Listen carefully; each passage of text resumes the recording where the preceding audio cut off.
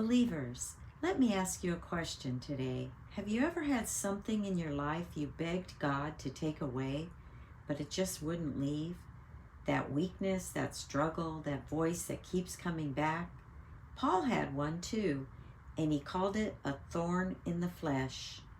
2 Corinthians 12, 7 through 10 says, "To keep me from becoming conceited, there was given to me a thorn in the flesh, a messenger of Satan, to torment me. 3 times I pleaded with the Lord to take it away. But he said to me, 'My grace is sufficient for you, for my power is made perfect in weakness.'" Now we've heard all kinds of theories about that thorn. Some say it was sickness. Some say it was persecution. But Paul never tells us exactly what it was. And I believe that's on purpose, because his thorn can teach us about our thorns. But I want to give you something fresh today, something the Lord dropped in my spirit. What if Paul's thorn was not just pain in his body? What if it was the voice of the enemy, a messenger of Satan, whispering in his ear, accusing him, tempting him, reminding him of who he used to be? You see, Paul had a past. He wasn't always an apostle. He was a persecutor.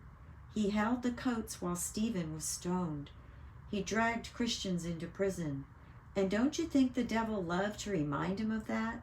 Don't you think the enemy would whisper, "Paul, you're a murderer. Paul, you're a hypocrite. Paul, you don't deserve this ministry"? That was the thorn, a messenger of Satan. And isn't that what the enemy does to us? He says, "You're not worthy. You'll never change. You'll never be free." Look at your past. Look at your weakness.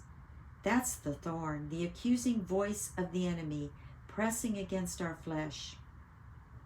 But here's the revelation. Paul begged 3 times for it to be gone, and God said, "No, Paul, my grace is sufficient for you.